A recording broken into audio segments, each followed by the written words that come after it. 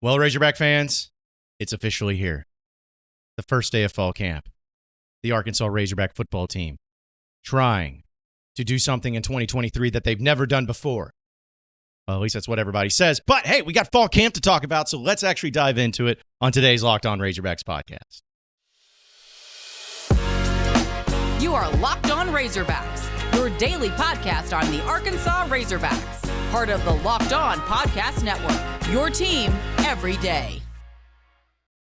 And welcome into the Locked On Razorbacks podcast. I am your host, John Nabors. I am also the host of Out of Bounds. You can catch every weekday afternoon from 1 to 4 on 103.7 The Buzz and 103.7thebuzz.com. Hope everybody's having a wonderful Friday. I know the podcast is a little bit later today, but again, when you have fall camp starting up early in the morning, you got to wait for a little bit until we can get some reports and talk about what some of the things that was seen, was talked about, what was heard about.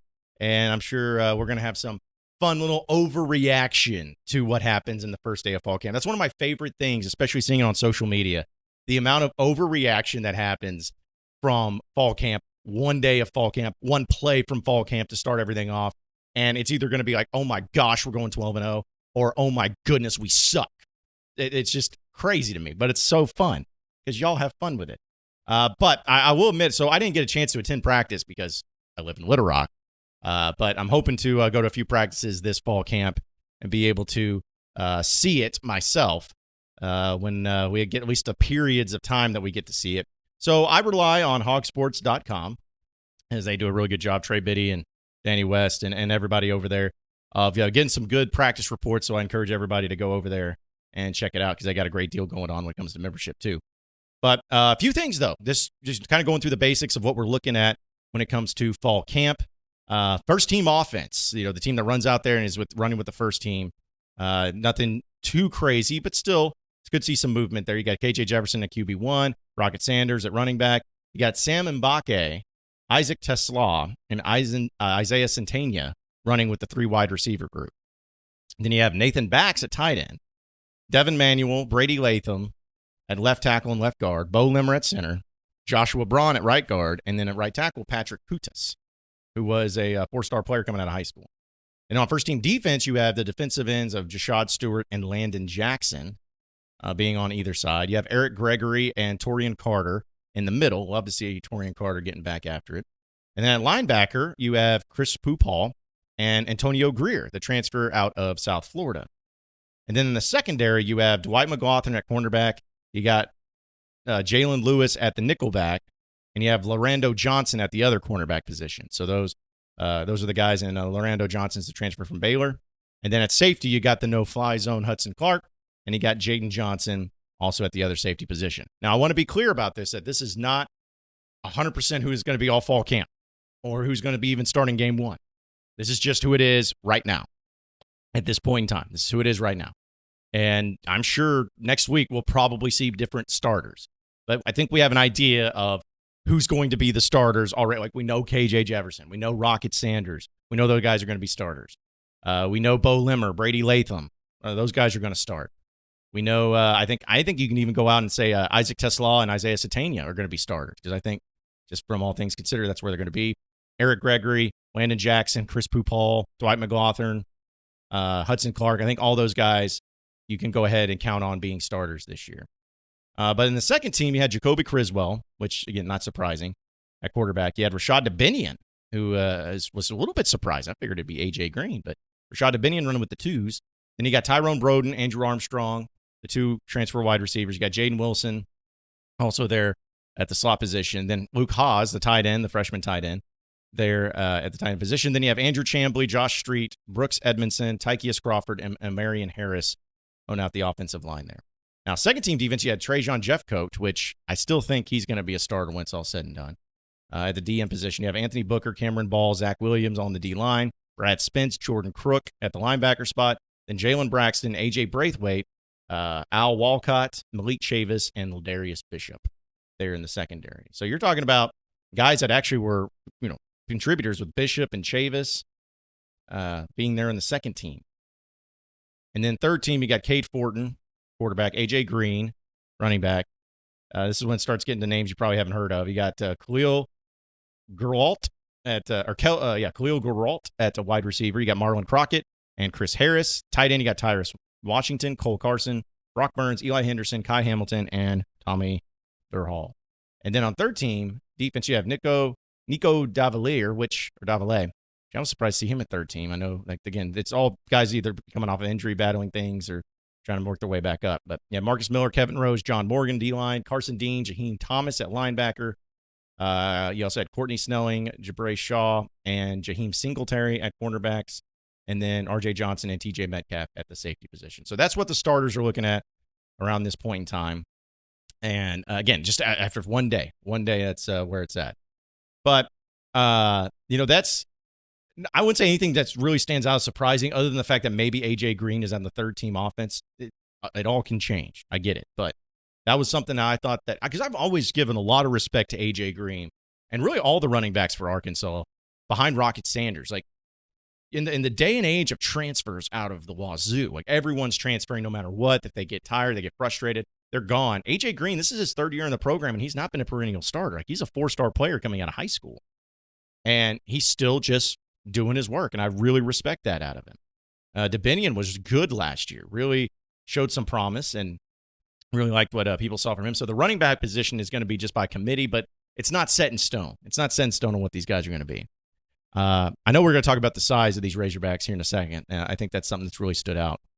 But, so you had Dominic Johnson also being into the mix a little bit. He's trying to battle it back from back-to-back season-ending injuries. I really liked Dominic Johnson too, man. Like, when he was running against Mississippi State and some of those teams in 2021 before he got hurt, I thought he was the best running back on the team at that time. Now, coming off of back-to-back leg injuries, it's not exactly like he's just going to step up and do it right again. I hope he does, but I really liked him when he was full health, so I really hope he gets back to being full health as well.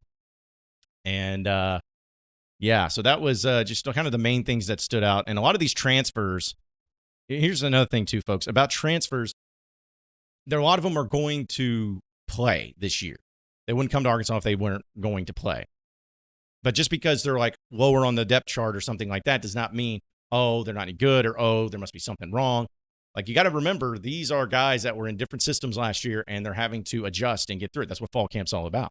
So there could be a guy that's on the third team offense or defense right now that's a transfer or whatever that could work their way up easily into being a bona fide dude and not only being a contributor to this team, but even getting to the starting position. So keep that in mind. This is just what they rolled out with to start camp. This is what Sam Pittman and the staff said, okay, as of right now, what we saw with summer workouts and in spring and where everybody's at, these are the guys we feel like we're going to roll out. If the season starts today, this is it. But I would bet dollars to donuts that of the 22 starters on offense and defense this year, and the 22 starters that we just talked about being on the first team offense and the first team defense, I'll bet dollars to donuts that about 30% of those guys that I just listed will not be starting game one. Somebody else will. There's guys, again, that we can count on to be the number one dudes that won't have to worry about it, but those for sure are going to be guys that I think will be rotated in and out. Just what fall camp's all about. And it was just nice to see how early they got up to work out at 6:30 because of the weather, which I get it, man. Like, heat is unreal here in the state of Arkansas right now. So they had to get up early, and I started thinking about, man, I can't imagine being a college kid and getting up that early. Well, at least according to Ben Sowders and Sam Pittman, Ben Sowders being the new strength and conditioning coach, for 16 straight weeks, this Razorback football team has been waking up at like 6 a.m., or at least starting workouts at 6 a.m. for 16 straight weeks. That's 2 weeks more than what they worked out with last year. Okay? So you're talking about a guy that obviously has been putting in the work to try to get this team to where they need to be physically and mentally, but also a team that's been used to waking up really early, so them getting after it in practice was no problem. And Sam Pittman really liked what he saw from practice and likes what he's seen from the team so far, but it's just nice to have it. I love the reactions, too. I saw 2 clips on Twitter that some media members posted from their little short period of practice, and one of them was like showing Andrew Armstrong, wide receiver, making a great play, and another one was, I think, maybe Mbake making a play, but whatever. And there's like 2 plays, and I was like, all I see is our defensive secondary getting cooked again. Relax. Relax. It's one day. It's the first day of practice. Y'all need to chill. We're all excited, but don't be doom and gloom, and don't be saying that, oh, okay, this team's going to be so much better than last year because of one practice. Talking about practice, as the great AI once said. Folks, these days, every new potential hire can feel like a high-stakes wager for your small business, and you want to be certain that you have all of the best access to all of the best candidates available who are qualified. That's why you have to check out LinkedIn Jobs. LinkedIn Jobs helps you find the right people for your team faster and for free.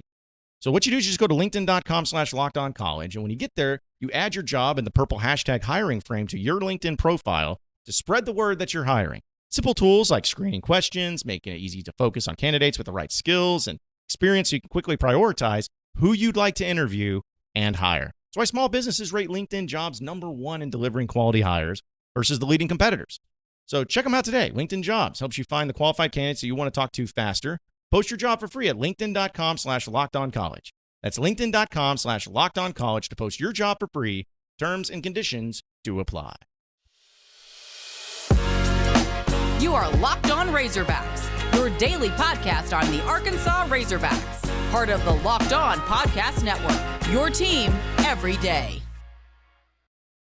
All right, so moving on into the next segment of the Locked On Razorbacks podcast, still going with the fall camp thing because, listen, we're all excited about fall camp. I'm excited about fall camp. It was just give me the good feels and right here. Get me all hot and bothered when I'm watching practices and watching clips and seeing where it's all at and get to read reports about it and hear from Sam Pittman and hear from players and everything. But there's no doubt that if you looked at the roster and the depth charts and looked at other things too when it comes to this football team, you will notice that there is a significant difference in size for this team.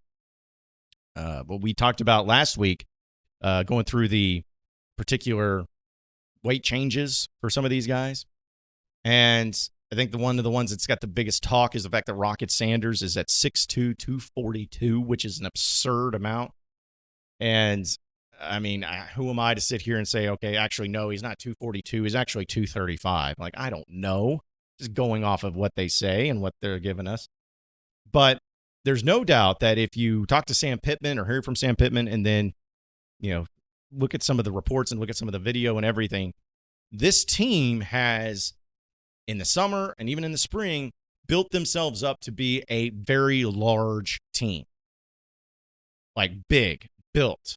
Good, positive weight. I think you got to give a lot of credit to Ben Sowders and the ability that he's had in just his first offseason as a strength and conditioning coach to try to get these guys to the point that they're looking like a legit SEC team.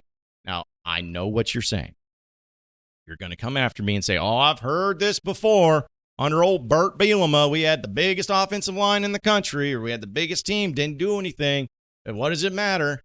And you're right. You're right. When you get to a certain point of weight or size or anything, it doesn't mean jack if you can't actually do anything with it. It doesn't mean anything. You got to be able to actually make it work for you. And that's what we got to wait on. We got to wait and see how it actually comes into play. But the reason I bring it up with this particular example is because last season, Arkansas had a lot of struggles. But without a doubt, the most frustrating struggle to me was the inability to punch it in from the goal line or punch it in on 3rd and short or 4th and short. If you are an SEC football team, even as good as the defensive line and the defensive front may be on the other side, if you're an SEC football team and it's 1st and goal from the 4-yard line, you get a touchdown. 0 excuses. You get a touchdown. You have 4 chances to go 4 yards. If you are a legitimate offensive team, an SEC team with an offensive line that's legitimate and everything, you got to do it. No excuses. And Arkansas could not do that last year. And I wanted to pull my hair out. I wanted to throw things. I wanted to set someone on fire whenever they would line up and they just couldn't do it. Whether it was not getting a push, whether it was a dumb penalty or some stupid play call that Kendall Browse would make, like running a tight end reverse or something like that. Like, there's 0 excuse for it.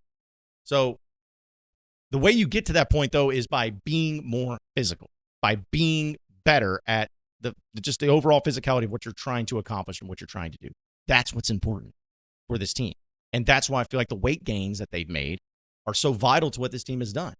And it's not only just the weight games themselves, but if you think about just the size, like the linebackers out there for Arkansas, there's no more undersized guys. Like everybody's 6'1", 6'2", 6'3", built. D-line and offensive line. Their heights and weights are on par with what some of the best teams in the SEC have. You have big quarterbacks. You have huge wide receivers. Like you got guys that are like 6'5" and above. You got a 6'7" dude. Your tight ends are built.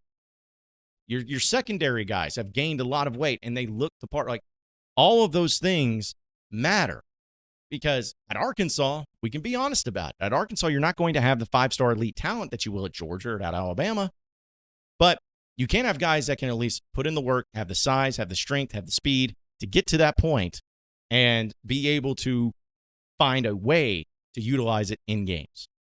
That's what's important, and I think that's what this team's going to do. So I like where they're at. I like the size. I like it as far as what the workouts have been. It's good for now. Let's see it in action, but they've done the right things, and they're trying to get to being a legitimate-looking SEC team, which, again, I think they will. I really think that they will.